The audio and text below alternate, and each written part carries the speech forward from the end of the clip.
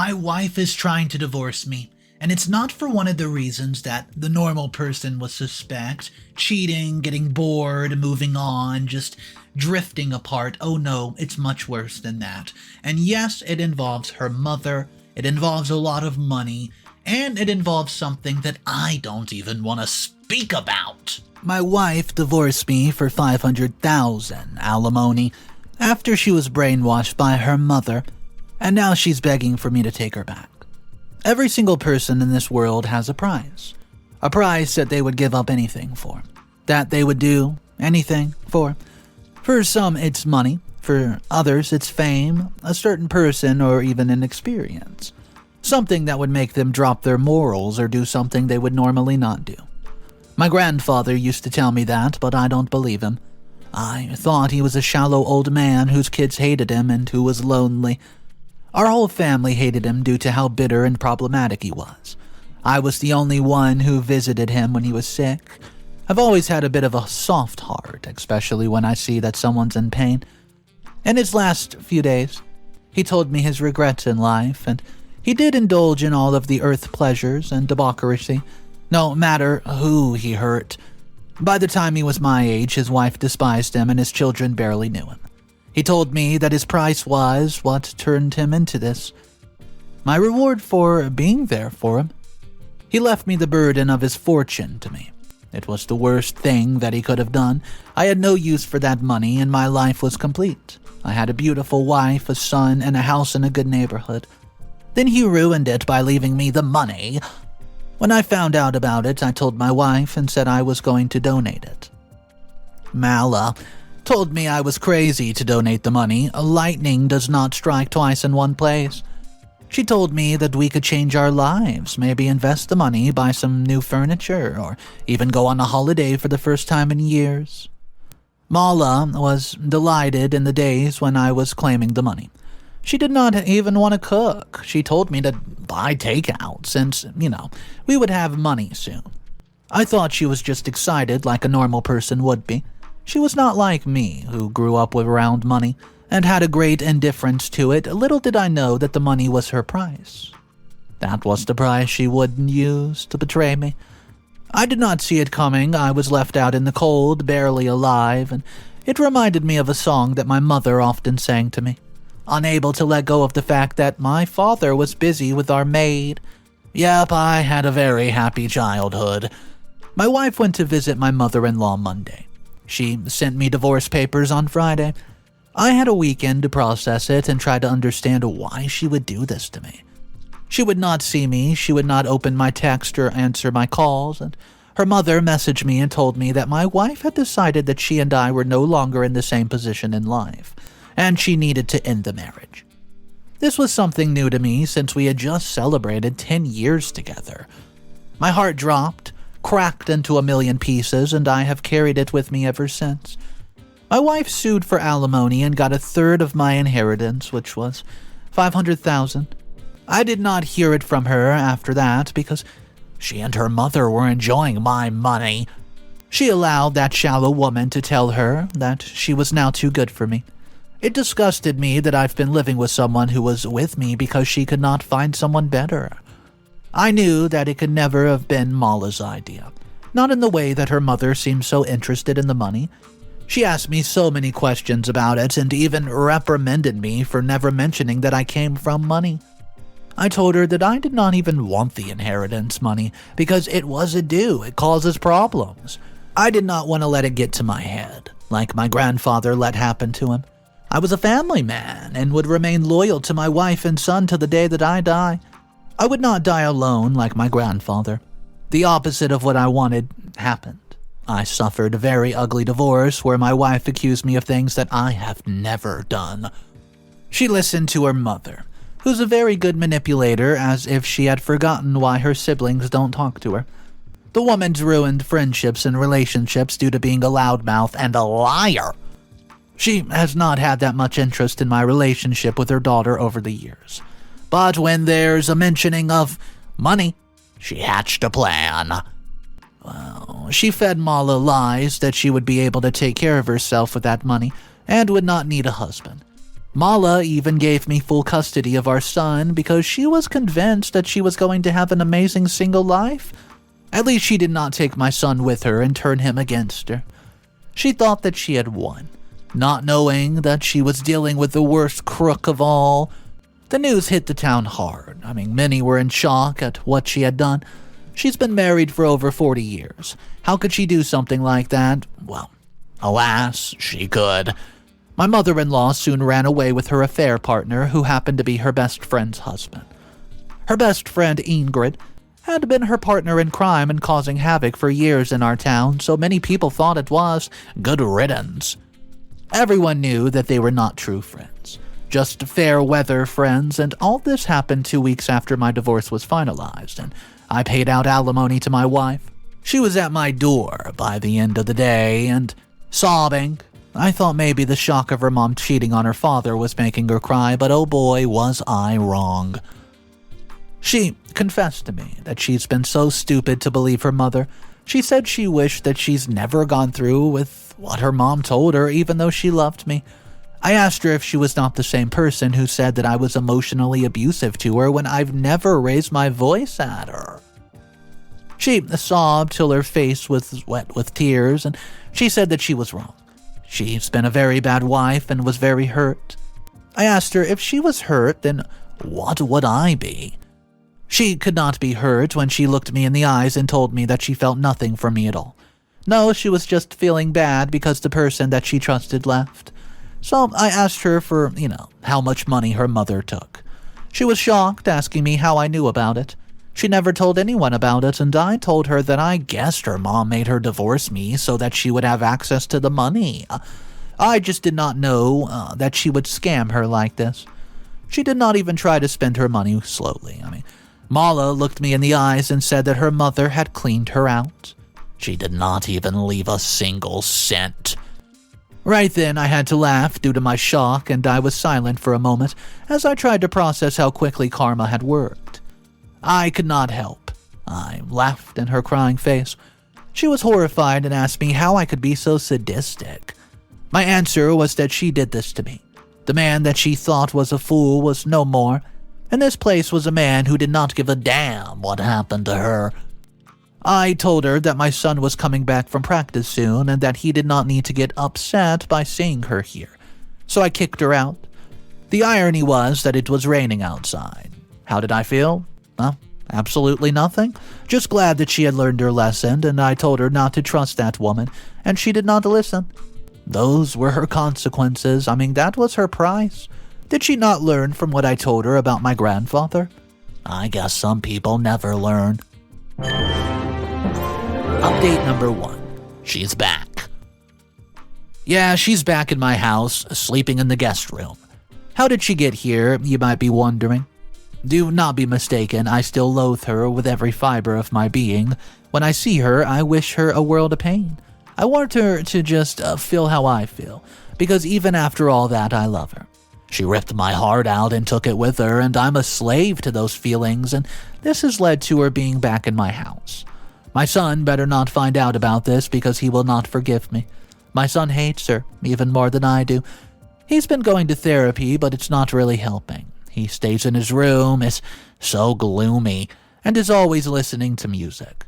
He doesn't laugh or smile and barely sleeps, and the house is gray, even when it's sunny outside. She's not doing well either. She's been drinking since the last time I saw her. Her father kicked her out, believing that she was in cohorts with his wife, since his savings were also stolen. She stayed with friends, but they could not accommodate her for too long. She's been slacking off at work, and to the point where she actually lost her job. Tonight, I found her passed out on the side of a pub. I was on a date with a woman. It was going very well. I thought that there was potential for something wonderful to come of it, and I do not think that this woman is going to call me again. I barely recognize her all passed out, but I looked down and I looked at her the moment, and I was just staring at her too long, and the next thing I knew, she was in my arms. She opened her eyes and took a moment to recognize me, and she started to cry. She was sick. Long story short, she's sleeping off whatever she had in the guest bedroom. The bouncer told me that she's been there every day that week. that he tried to get someone to take her home, but she would not give him an address. If I did not show up, he was going to take her to the cops. She told me what's been happening as I drove her to my house after she had some water. She fell asleep before we even got there. My son is at a sleepover, so I took that chance to go on a date. Now that I mentioned it, I should send a message to the woman I was on a date with and apologize for how everything was just cut short. It was not the plan. I should probably do that, but the presence of that woman in the guest bedroom is burning into me. I've never seen her like this, so reckless with such abandonment in her eyes. Something tells me that the person in there is not Mala. It cannot be her. She's lost. Update number 2. She woke up. Well, Mala begged me to let her stay with me just for a while. I refused and told her that it would confuse our son, and I also told her that I wanted to move on in my life. She said that she guessed I would say that, so she's going to try to fix herself. I gave her some money for food, and then she just disappeared. Her number was soon out of service, and none of her accounts had any updates. The woman I went on a date with was a nurse named Suzie. Suzie was very understanding of the situation. She said that she liked the way that I was so caring even to someone who had hurt me. She gave me a second chance, and we went on a proper date. It's months later now, and we're in a very happy relationship. My son adores him, and she gets along with Susie's daughter, who's 7 years old. She's never been married, but is open to it in the future. Suzie knows about the money that I inherited. She actually got me in contact with her cousin, who is into investments, and she's helped me to invest in some stocks. Life's been pretty normal since my ex-wife left. I don't know where she is, and I've not tried to look for her. I'd completely forgotten about her until I heard that her father was no more and she was back in town. Later that week, I got an invitation to the funeral in the mail.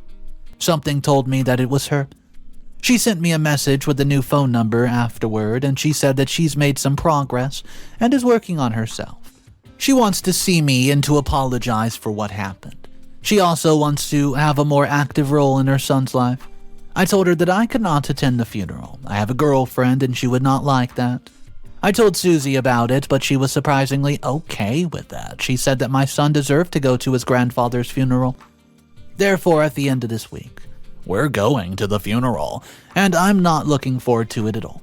I feel like chickening out and making some sort of excuse because I don't know what she has to say to me. I don't trust her. What if she's mean to my girlfriend? She's always been the jealous type. I mean, who knows? Update number 3. Okay, so the funeral was wild. I did not expect things to go into that direction when Mala came over to my car. She came to greet me and my girlfriend. She was all smiles. She then said that she had to get something from the car and came back with an urn. Well, I was surprised that she had an urn. I thought her dad was getting buried. I was right, he was getting buried. Once his last rites were done, we went to go and bury him, and she made a speech before he could be lowered. She said that it was a very sad time for her, for her mother had just passed away in a horrible fire. Well, I was taken back. When did she do that? And her mother, I didn't even know that they were reconciled. And now her mother's dead? She then said that she was going to do something that she thought her mother would have wanted. She wanted to put the ashes in the same coffin as her father. Everybody was looking at each other at this point, wondering what craziness that was. I have never heard of something like this happening. Why did she want to bury her mother's ashes? Would she not want to keep them? That was when there was a shout from the back from a man calling her, well, a certain name, and to stop before he got her arrested. I turned around and sure enough, there was her mother's boyfriend with the cops behind him. Everyone parted to let him come through, and the drama unfolded. He told her that she had no right to those ashes. He was her mother's husband, and there was no way in hell he was going to let his wife be buried with her ex-husband. Had I been living under a rock for all these months? I mean, it only got worse, as Ralph said that she was a murderer, and the reason why her mother was no more. He also told her that he wanted his money. She laughed in a way that resembled a maniac and told him that he was crazy. He and his wife stole that money from her, and she did not get them arrested out of the kindness of her heart. He then added that they've been living under terror when she was with him, and now his wife was dead, and it's likely that she was the cause of it. She then added that if she was the one who unalived her mom, would she not have made sure that he was dead as well? If there was anyone who was responsible, it was him. Who knew? Maybe he took out a policy on her. He then asked her where the ashes were and he wanted them or she would be arrested. One of the officers told her that she had to hand them over or face time in jail. She said that she would hand them over, went away for a while and returned with the urn. She starts to hand them over to Ralph, but then laughed and threw them into the open grave, where her father had not been buried yet. Well, chaos ensued after that, as Ralph launched at her and they got into a physical altercation. Luckily, the cops acted fast and took both of them away in handcuffs. She looked like a mad person, shouting that she was the one who would get the last laugh. She caught my eye as she was being taken away, and I got literal chills.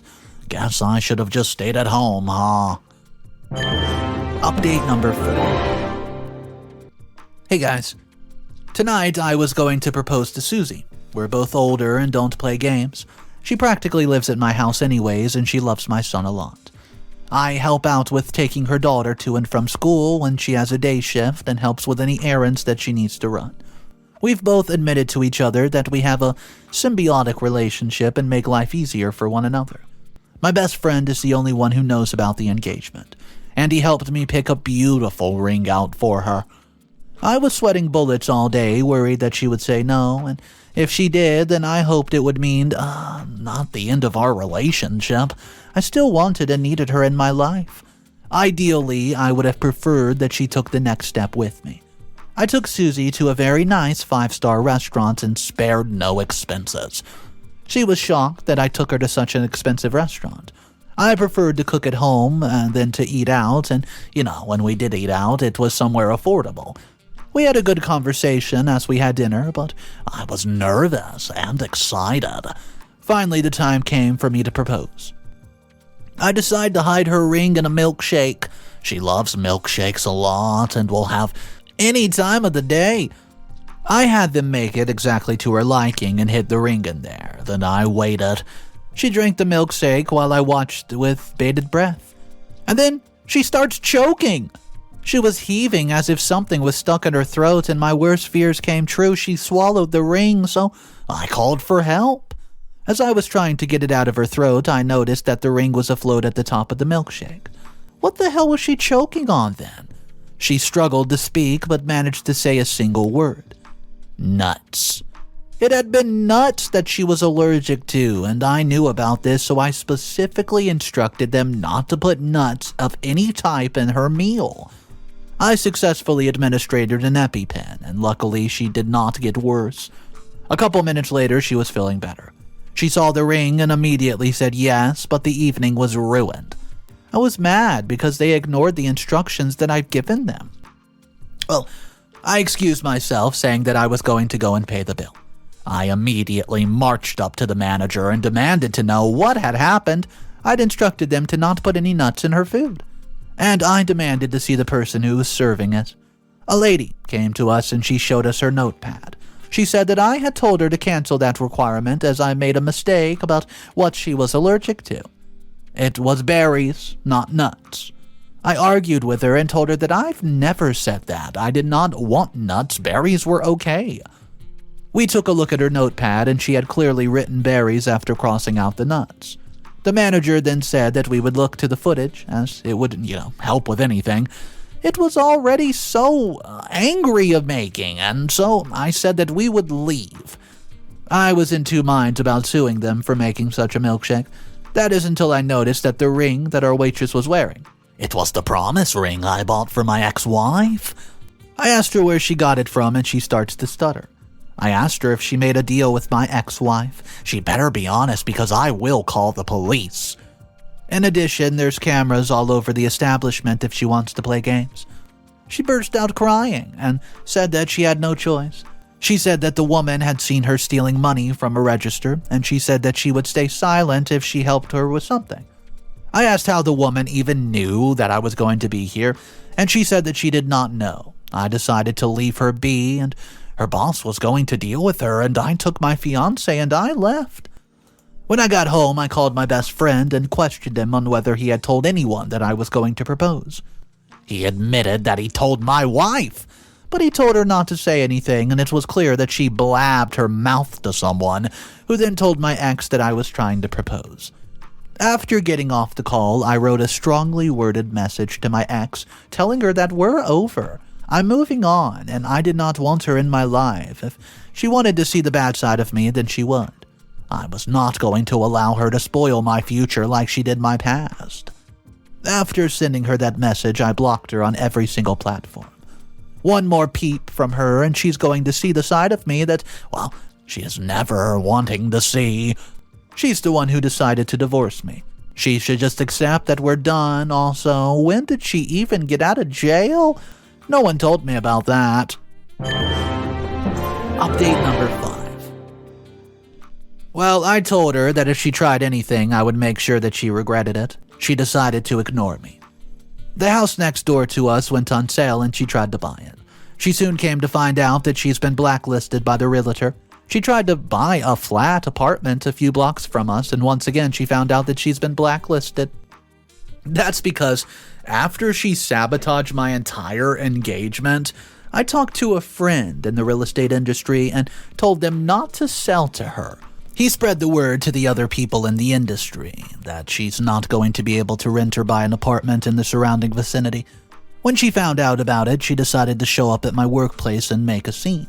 She claimed that I was trying to keep her from her son when she wanted to have a relationship with him. The same son who told her that he hates her and she's dead to him. That boy does not love her and prefers Suzie to her. I had her removed by security. I thought that I was going to have a hard time with her, that she was going to keep on stalking me till I had enough evidence for a protection order, but that was not the case. For her karma was coming. What I did not know was that her mother's second husband never stopped trying to prove that she had something to do with her mother's death. Apparently, she tracked them down and told her mom that she wanted to live with her, or she would report her to the cops for stealing from her. The three of them did not live in peace. There were so many fights between them they tried to leave, but then Mala revealed that she had proof of her mother scamming people in the past. If they dared to leave, then she would report them, and they would become wanted fugitives. One day, he was out at the house, and when he came back, it was on fire. She was outside and not doing anything while her mother burned to death. After that, she claimed that the ashes of what was left of her mother, she took them and left town. He followed her, finding out that she had attended her father's funeral, and he wanted to get her arrested for stealing the ashes and possibly even being responsible for the fire. After months of investigation, a friend of hers confessed that she had once spoken to her about getting rid of her mom. After that, they looked into her conversations, which revealed that she actually wanted to get rid of both her mom and her stepdad. But her stepdad got lucky. She was very bitter about what her mom had done. She said that she hated her for the lies that she had fed about her. Well, the fact that her son would not talk to her brought her into deep despair, and she was also struggling with a drinking addiction. And it hurt her that I've turned her away. She thought that if she got rid of her mom, cleaned up her act, and came back to me, then I would take her back. But her stepfather was fast in her tracks and did not want to let her get away with it. Because of what she did, she got arrested just a few days after she started harassing us. I was so relieved when I heard that the problem in our lives was behind bars. My wish was that they would lock her up and throw away the key. Update number 6. Hey guys, here I was thinking that it was over. She was on trial and will be sentenced. She'll be out of my life and can focus on the wedding. Little did I know what would happen if she had not been arrested. The thought of it makes me sick and so appreciative of family more than I ever was. I never knew how close I was to death. After she was arrested, her sister went to the house. She needed some stuff that belonged to her father, but Mala always tried to keep her away from the house. She sent me a picture of something that she had found when she got there, and it was presents that were addressed to me and my wife for the wedding. In that pile of presents, there was a detonator set to 30 seconds. She immediately alerted the bomb squad, and they were able to disable it. It was clear that she planned to send us bombs as a wedding present. As soon as we opened them, we were going to be dust. When my soon-to-be wife found out about this, she was inconsolable. She was no longer sure if it was even safe to have a wedding here. What if she had something else planned? So I'm going to cancel the venue and find another place. I'm not letting the guests know our venue until it's actually time for the wedding. Final update. My wedding went without a hitch. I'm officially Susie's husband and we're on honeymoon in her hometown. And it's been the best week ever. Meanwhile, Mala has just earned herself 20 years in prison. And one of the worst prisons around. Attempted murder on me and my wife was added to her charges, and that's what made her punishment more extreme. In addition to that, all of her assets have been seized. Due to the way that her mom acquired the money, the investigation is being done, and maybe I'll get some of the money back. But I'm not holding my breath. I'm just glad that justice was served, and she's far, far away from me. While she might be the villain, the real one is 6 feet under. She did not even get a proper burial, and all this could have been avoided if she had not meddled in her daughter's marriage. I wonder how life would have been if Mala had not let her mother brainwash her. Would her true colors have come soon enough, or would they stay hidden? Dangerously on the surface. I'll never know. Right now, all I'm focused on is my wife and our future together. The story finally came to an end with Mala going to prison. I want to know your thoughts about today's story, exactly what you would have done if you were in OP's position and you find out your ex, who by the way completely broke your heart, stole your money, and then ran away. Well, karma came to get her, but besides that fact, what do you do if you're sitting there in OP's position and you're honestly trying to move on in life, and then you find out, I'm going to propose to this girl, this new girl, because I love her. And then your ex-wife comes out of nowhere and poisons her with a peanut. I want to know your thoughts because this story was wild, and if you guys have ever been in a situation like this, drop it down below in the comment section, guys. I hope you enjoyed today's stories, and if you do want a whole playlist of stories like this, check out the description below. I drop a video every single day, so if you want these daily animated drama readings, go ahead and subscribe to the channel. I'll see you guys tomorrow, and of course remember, it's cool to be kind. Peace.